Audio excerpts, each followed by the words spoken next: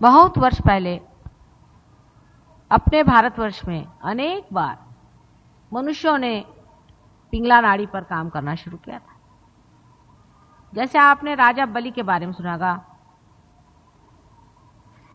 जिस वक्त वामन अवतार हुआ था, राजा बलि कहने को धार्मिक आदमी थे, लेकिन उन्होंने यज्ञ किए। सृजन शक्ति के लिए लोग यज्ञ करते हैं। यज्ञ करने से पंच महाभूतों को अपने काबू में कर सकते हैं।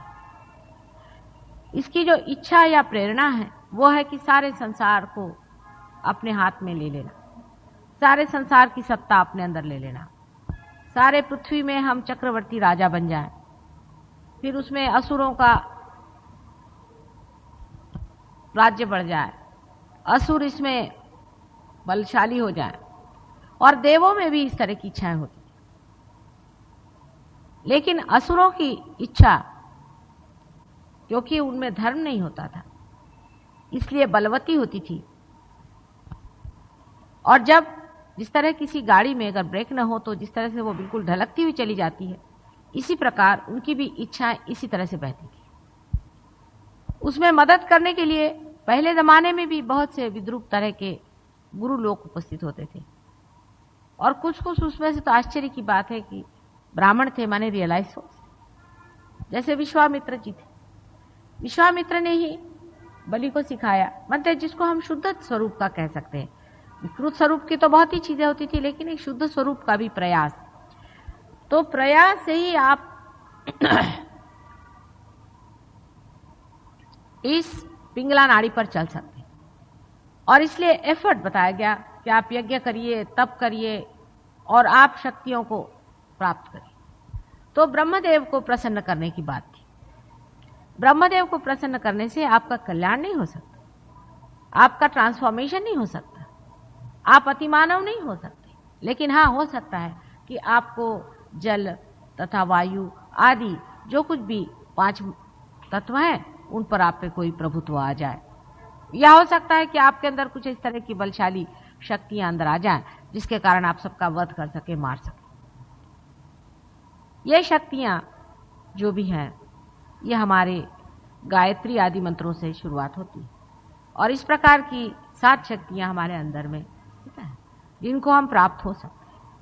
उनको प्राप्त करने के लिए अगर धर्म का अवलंबन हो ही ना तो अनेक विकृतियां आ सकती है। उसका उदाहरण राजा बलि का। राजा बलि जब तप करने लगा, उसे विश्वामित्र ने कहा तप करिए, तो उसने ब्रह्मदेव से वरदान मांगा कि मैं सारे देवताओं का नाश कर सकूं, उनका वध कर सकूं।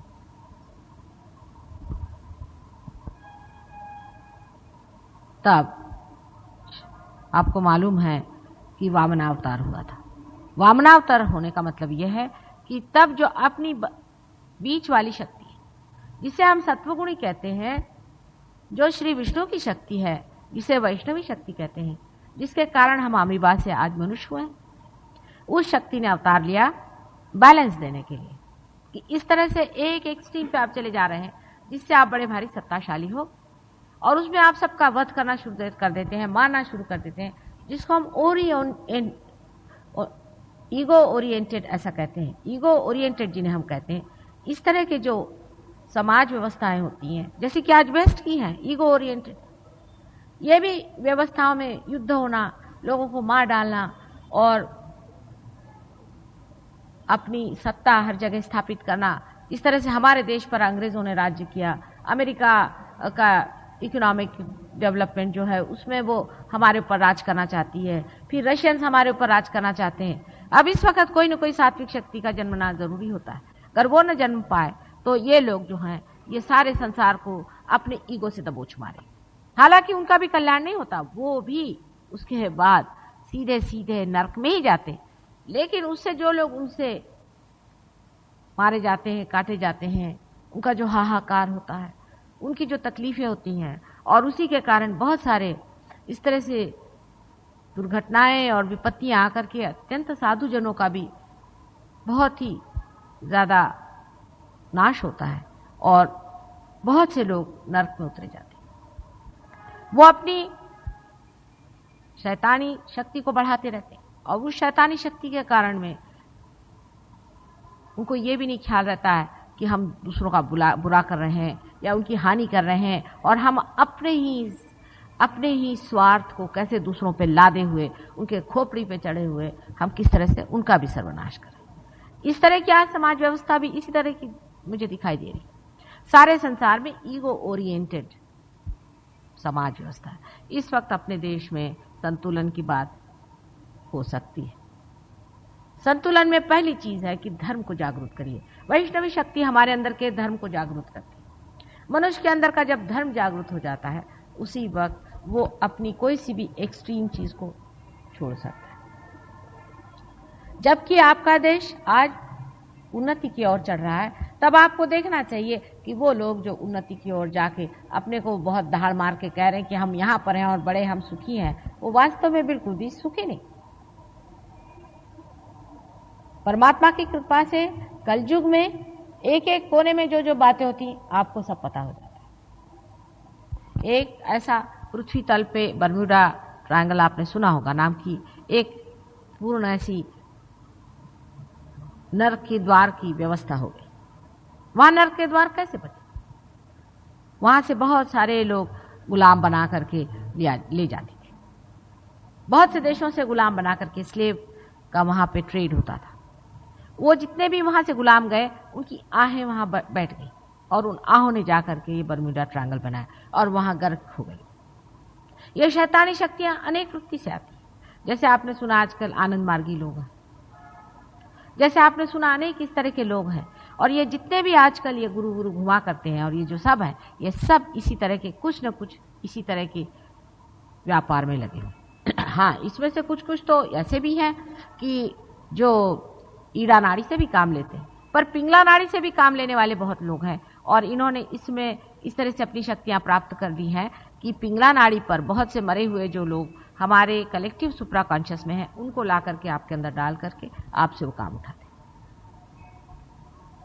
बहुत ज्यादा डायनामिक हो जाना, संसार का जितना प्रोग्रेस चल रहा है उसे कहीं अधिक अपने को प्रोग्रेसिव बना लेना, या संसार में जो सब लोग गरीब हों उसमें एक आदमी का रईस हो जाना, आदि जो चीजें हैं, ये सब इसे हम कैंसर कहें। ये एक मैलिग्नेंसी है। एक सेल का बहुत ज्यादा बढ़ जाना मैलिग्नेंसी है। फिर वैसा सेल दूसरे को छूता है तो वो भी मैलिग्नेंट होना चाहता है। आदमी जब देखता है कि एक आदमी बड़ा रईस होगा तो मैं भी क्यों न हो जाऊं, वो ये नहीं देखता कि वो आदमी वास्तविक क्या है, वो किस तरह से उसका जीवन यापन होगा, उसके घर में क्या हाल चाल है, वो किस तरह से सुखी है या कुछ है। बस उसके पास पैसा आ गया तो मेरे पास भी पैसा आना चाहिए। फिर वो दूसरे को छूता, वो भी कहता मेरे पास भी पैसा आना चाहिए। वो कहता उसके पास इतनी सत्ता है, वो अगर प्राइम मिनिस्टर हो गया तो मुझे भी प्राइम मिनिस्टर, वो अगर गवर्नर हो गया तो मुझे भी गवर्नर होना चाहिए। इस तरह से ये जो मैलिग्नेंसी है ये फैलती है। सात्विकता में मनुष्य को संतोष, वो संतोष में रहता है क्योंकि वो अपने धर्म को पाता है और अपने धर्म में मजा उठाता है, उसको अपने धर्म का आनंद आता है, वो अपने धर्म में उठता है। और अब सहयोग के द्वारा आप समझ रहे हैं कि धर्म में कितना बड़ा है। संसार की सारी दुनिया भर की संपत्ति एक तरफ चली जाए, सत्ता चली जाए, जो अपने हृदय में बसे हुए आत्मा से जो आनंद आता है उसकी कोई भी कीमत नहीं। उस आनंद से बढ़ के और संसार में कोई भी चीज नहीं। आपको मालूम है सहयोग में कितने ही लोगों ने शराब आदि चीजें एकदम से छोड़, क्योंकि जब हृदय के अंदर बसे हुए उस आत्मा स्वरूप परमात्मा का हमारे अंदर आनंद बहने लग जाता है, तब फिर ये चीजें अपने आप ही छूट जाती है। उसके लिए लेक्चर देने की जरूरत नहीं, कोई आफत मचाने की जरूरत नहीं, आपसे छूट जाती है। आनंद का स्रोत ही बदल जाता है, इसलिए अपनी प्रायोरिटीज बदल जाती है और हम उस तरह से बनने लगते हैं। यह आपका सहयोग का बड़ा भारी लाभ है, जिससे आपका धर्म स्थापित हो जाए। जब तक आप अपना धर्म पूरी तरह से स्थापित नहीं करेंगे, तब तक सहयोग का आनंद नहीं आने वाला। इसमें हिपोक्रेट नहीं चल सकता। धर्म अपने अंदर बसा हुआ है। आप जानते हैं कि अपने नाभि चक्र में ही धर्म की स्थापना होती है। नाभि चक्र के अंदर अगर धर्म में कोई विकृति होगी तो कभी भी आपका कितना भी सहयोग का प्रयत्न हो सब व्यर्थ जाए और हमारी भी मेहनत व्यर्थ जाती। इसलिए पहले अपना धर्म स्थापित करना चाहिए। इसके अनेक आपको उपाय मैंने बनाया, अनेक बार बताए। अब जब हमारा देश इस तरफ बढ़ रहा है कि हम अपने को बढ़ाएं, अपने को बड़ा करें, अपने को हम उन देशों से मिलाएं जो दुनिया में बड़े रईस बन के घूमते हैं, तब हमारे देशवासियों को सोचना चाहिए क्या हमारे अंदर सब कुछ वही आना चाहिए जो उनके अंदर आया है, या कुछ हमें भी उसमें बैलेंस करना है। यह विचार अत्यावश्यक है। हम आनंद की खोज में हैं, न कि हम ये चाहते हैं कि हम अपने को इस तरह से बनाएं कि जिसके कारण हमारी जो शक्तियां हैं, हमारे अंदर की जो शक्तियां हैं, वो दूसरों के ऊपर छा जाए। न तो हम चाहते हैं कि इस तरह से अपने को बनाएं कि जिसके कारण हम दूसरों को दुखी करें। सहयोग में अगर आप पार हो जाएं, पार होने के बाद आप जब अपना धर्म स्थापित करते हैं तो आप देखिएगा कि आप में पैसा नहीं आता लेकिन लक्ष्मी आती। लक्ष्मी आपके अंदर आती, पैसा नहीं आता है लेकिन लक्ष्मी आती। लक्ष्मी और पैसे में बहुत बड़ा अंतर है। और अनेक बार मैंने आपको बताया कि पैसा और लक्ष्मी क्या होता है। लक्ष्मी समाधानी चीज है, सौष्ठव है, गौरव है, उसमें एक तेज। लक्ष्मीपति होना दूसरी बात है और पैसा वाला होना दूसरी बात है। अब जब पहले जमाने में मैंने कहा आपसे कि बलि का इतना हो गया तो वामना अवतार हो गया, उन्होंने आकर उसका दिमाग ठीक किया। इसी तरह से महिषासुर को जब मारा था, देवी ने आकर के महिषासुर को मारने के बाद उसकी पत्नी महिषी जो थी, उसने बहुत आक्रंदन किया और उसने जाकर के ब्रह्मदेव को खुश कर लिया। ब्रह्मदेव को खुश करना कोई मुश्किल है। जब तप आदि करके उन्होंने ब्रह्मदेव को खुश कर, और उनको खुश करके अपने भी शरीर में आप देखें तो हमारी जो वेगस नर्व है, एक साइड में तो काफी लंबी जाती है लेकिन दूसरी साइड में आधी पड़ जाती है। इस गैप को अगर कोई भर ले प्रयत्न से तो वो उसमें शक्तिशाली हो सकता है। यानी हठ योग आदि करके या आपके तप जप करने से, और लोग इस शक्ति को प्राप्त होते थे। तो उस राक्षसिन को भी यह शक्ति प्राप्त हुई। उसने ब्रह्मदेव से कहा कि आप मुझे ऐसी शक्ति दें कि जिसके कारण मुझे ना तो शिव ना तो विष्णु दोनों ही ना हरा सके, माने दोनों शक्तियां मेरे ऊपर काम न कर सके, ऐसी मुझे शक्ति दी। और वो स्वयं साक्षात राक्षसिन थी और उन्होंने सारे सुरों को मार दिया। और सुरों की जो माता थी अदिति, वो रोने लगी। उसके बाद में आप जानते हैं कि एक बालक पैदा हुआ और उस बालक ने किस तरह से उसका फिर सर्वनाश किया, महिषी।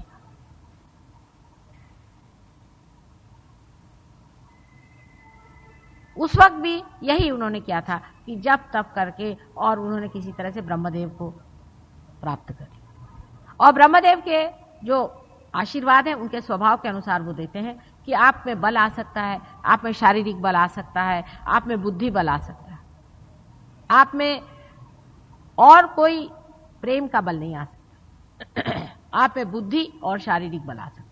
इस बल को प्राप्त करने से आप दूसरों के शरीर पर सत्ता कर सकते हैं, आप उनके बुद्धि पर सत्ता कर सकते हैं। ऐसा मनुष्य अत्यंत बुद्धिमान होकर के और अत्यंत ऐसे काम दिखाएगा कि लोग सोचेंगे कि बहुत ही ज्यादा बलशाली आदमी है।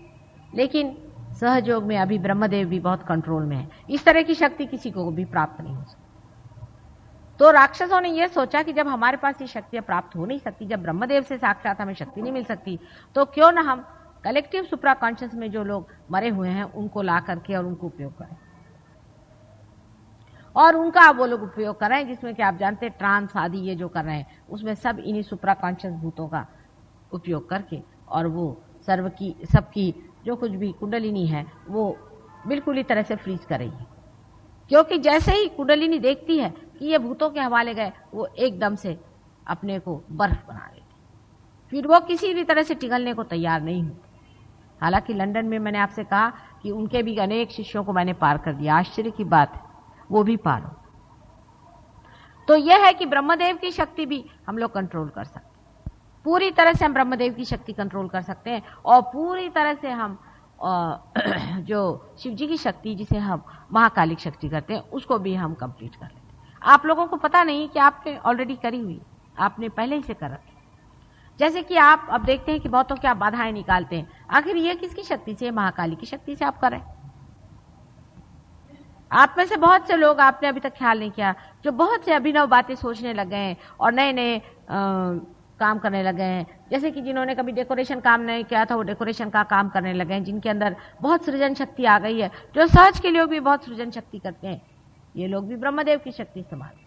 पर हमें असल में सबसे ज्यादा वैष्णवी शक्ति को इस्तेमाल करना है, क्योंकि आज इसकी जरूरत है।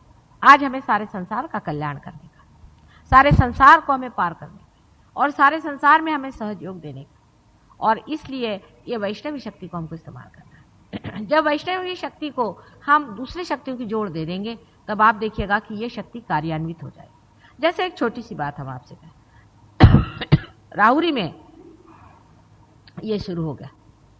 राहुरी के लोगों ने वहां पर अभी ऐसा विचार मेरे सामने रखा था कि हम एक स्कूल सहयोग का निकालना चाहते, पर उससे पहले ही इन लोगों ने अपनी शक्ति जो है वो एलिमेंट्स को देना शुरू कर दी। माने पानी को वाइब्रेट करके, उसको वो लोग तीर्थ कहते हैं, उससे वो लोग वहां बगीचे लगाने लगे, उसी से वहां पर वो लोग फल लगाने लगे, बहुत सारी फलों की और बीजों की जो बीमारियां निकालने लग गए। गाय को वो लोग वाइब्रेशन देते हैं, उससे गाय दूध देने लगे।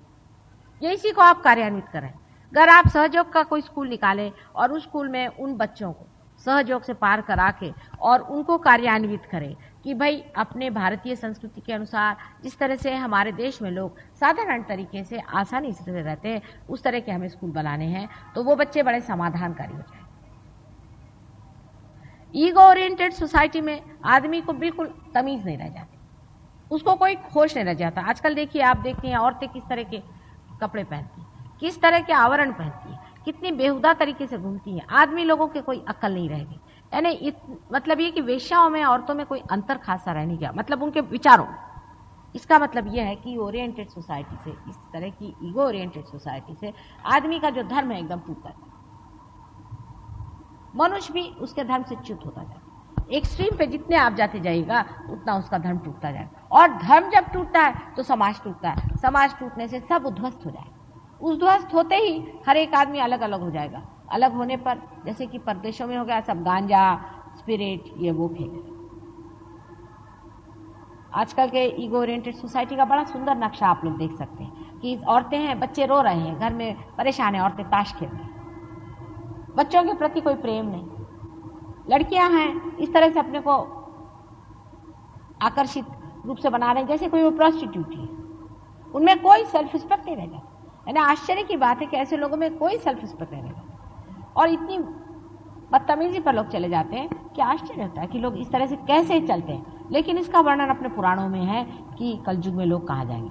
तो कलयुग में ईगो ओरिएंटेड सोसाइटी की वजह से, रजोगुण की अतिशयता की वजह से ही ये हुआ है। ऐसा पहले भी हुआ था, लेकिन पहले एक आध राजा ऐसे हो जाता, एक आध इंसान ऐसे हो जाता था, एक आध हिटलर हो जाता था। आज ये हालत आ गई है कि हर एक आदमी, जैसे कि सारा कैंसर सारे शरीर में फैल गया। अब इसका बैलेंस सिर्फ धर्म से आएगा, धर्म में जमना होगा, धर्म में बिल्कुल जमना होगा। उसमें से पहली बेसिक 3 चीजें सबने बताई है, उसको छोड़ना है। पहली चीज शराब। शराब जो है ये धर्म को मारती है, आप जानते हैं, क्योंकि आपकी चेतना को मारती है। दूसरी चीज जिसको कहते हैं तम्बाकू। तम्बाकू राक्षसीन का वेजिटेबल रूप है। पहले आपने तम्बाकू या कोई सा भी मादक पदार्थ लिया, आप एक चले गए लेफ्ट साइड, और जाते ही साथ जैसे आप लेफ्ट में गए वैसे जो उसका जो स्विंग आता है उससे ईगो ओरिएंटेड। आप शराब पीने वाला आदमी जिस तरह से बकता है, आपको आश्चर्य हो, एकदम स्विंग से आप दूसरी साइड में आ गए और आप इतने ईगो ओरिएंटेड हो जाते हैं। तो वो बैलेंस चलता है इस तरह कि इधर से गए तो उधर, उधर से गए उधर, एक एक्सट्रीम से दूसरे एक्सट्रीम आप जाते जाते और बढ़ते जाता है आपका जान। तो दूसरी चीज तम्बाकू आदि कोई भी मादक पदार्थ लेना, किसी भी तरह का, यहां तक सोने के लिए भी टैबलेट्स लेना, उसी हाल में।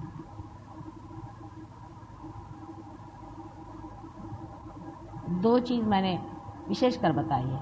तीसरी चीज पैसा। तीसरी चीज पैसा है, इसका आप ख्याल रखें।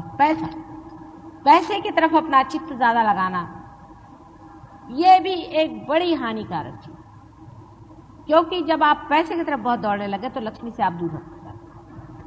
पैसे में आपने चित्त लगाया और फिर ऐसी चीजें ढूंढ के निकाला, जैसे रेस में जाना या ताश खेलना जिसमें कि आप पैसा कमा रहे हैं, मतलब पैसा एक कॉम्पिटिटिव चीज हो गई, उसमें अपना चित्त पहले उलझा दिया और उसको आप मनोरंजन से जोड़ लिए, कभी आपका मनोरंजन हो ही नहीं सकता। मन आपका ज़्यादा ही ज़्यादा दुखी होगा और आप इतने ज़्यादा उस गर्त में फंस जाएंगे कि उससे निकलना मुश्किल होगा और आपको पता भी नहीं चलेगा।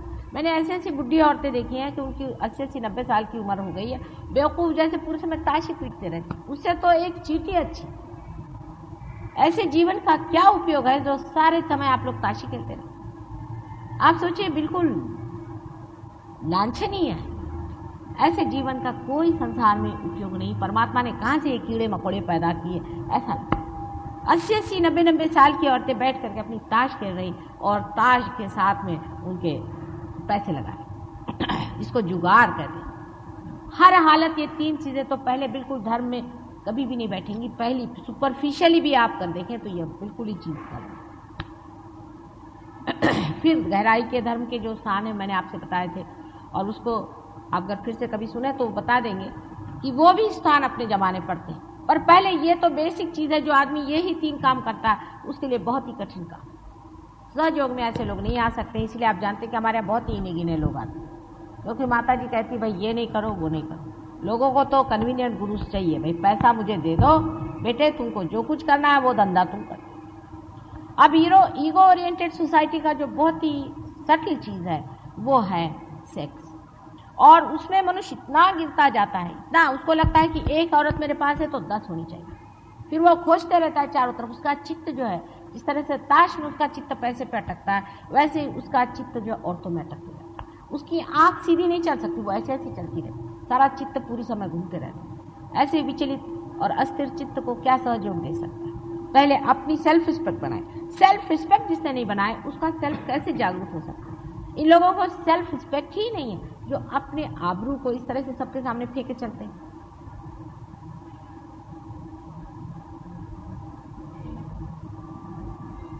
ये बड़ी भारी सटल चीज है जिसको कि लोग नहीं समझ पाते। हर उसके बारीक बारीक चीजों में वो घुस जाता है, उसको पता नहीं चलता, लेकिन वो बारीक बारीक उसके अंदर जम के बैठ जाता है, और कभी जब मौका देखता है तो धड़ाक से निकला। फिर पेपरों में निकलता, फलाने साहब उसके यहाँ मिले, फलानी औरत उसके यहाँ मिली। क्या इसमें रखा? उसे कौन सा आनंद आया मेरी समझ नहीं आता। मैं तो ऐसे लोगों को कोई ना तो आनंद ही पाती हूँ, ना ही खुद सुखी पाती हूँ। अपने आदर्श पहले बना लेने चाहिए कि हमारा आदर्श है, हमारे आदर्श ऐसे होने चाहिए जो अंदर बाहर एक हो। ये नहीं, हमने बहुत से लोगों का कि साहब हम शास्त्री जी को बहुत मानते। मैंने कहा अच्छा, फिर आपके जीवन में तो कुछ भी नहीं उनका है, आप उनको मानते कैसे थे? हम गांधी जी को बहुत मानते हैं, पर हमें बुनियादी स्कूल हम नहीं चाहते। भाई जब आप उनके आदर्श मानते हैं तो उनके आदर्शों पे चलिए। उनके जो आदर्श आप मानते हैं उनका नाम लेकर आप चलते हैं। अगर आप उनका सिर्फ इसीलिए इस्तेमाल करना चाहते हैं कि उससे आपका भी नाम हो कि हाँ भाई ये बड़े भारी गांधीवादी आ रहे हैं, तो आप तो हिपोक्रेट हैं। जैसे ही आपके अंदर सेल्फ रिस्पेक्ट जागृत होगा तब आपको अपने आदर्शों को आप बचा सकें और वो आदर्श अपने अंदर ला सकें। एक साधारण मनुष्य में और एक आदर्श मनुष्य में कोई भी अंतर नहीं होता, कोई भी अंतर नहीं। एक साधारण मनुष्य भी वो हो सकता है, कोई कठिन बात नहीं। और खासकर आप लोगों ने जो शक्ति पाई, ऐसे कितने लोगों ने पाई हुई। लेकिन आप अपने आदर्शों पे खड़े हुई, उसके लिए शर्माने की कोई बात नहीं। जैसे दुनिया के लोग घूमते हैं वैसे घूमने की जरूरत है। अपने ढंग से रहिए, अपने तरीके से रहिए, अपने आदर्शों पे खड़े होइए, अपने सेल्फ रिस्पेक्ट से खड़े होइए, और जो आपको कहना खुलेआम कहिए कि यही बात सत्य है और बाकी सब असत्य। धीरे धीरे अंदर से सत्य प्रकट होने लगेगा और लोग कहेंगे कि क्या आदमी है, एकदम ट्रांसपेरेंट, जैसे बोलता है वैसे ही करता है, उसको नाटक करने की कोई जरूरत नहीं। और आप जानिएगा कि आप पूजनीय होंगे। बड़े बड़े पैसे वाले आप देखिए, बड़े बड़े सब देखिए, कोई पूजनीय नहीं, पीठ फिरते ही लोग उसकी बुराई करते हैं।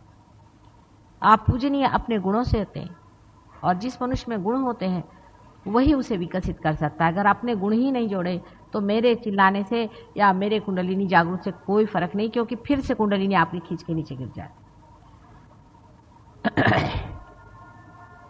मैं सोच के आई थी कि कुछ कहूंगी नहीं आज, तो कहते कहते मेरा तो गला पड़ गया। अब जब तक आप लोग कुछ कार्यान्वित नहीं होंगे मेरा गला ठीक नहीं होने वाला, ऐसा दिखता है। कुछ कार्य भी करना चाहिए। रोज़ ध्यान में बैठा करिए। आजकल मैं यहाँ पर हूँ, बहुत वाइब्रेशंस हैं, उसको जब तक आप खींचेगा नहीं तब तक मेरी तबीयत नहीं ठीक हो सकती। गहरे उतरिए अपने अंदर में, सहयोग में गहरा उतरना चाहिए।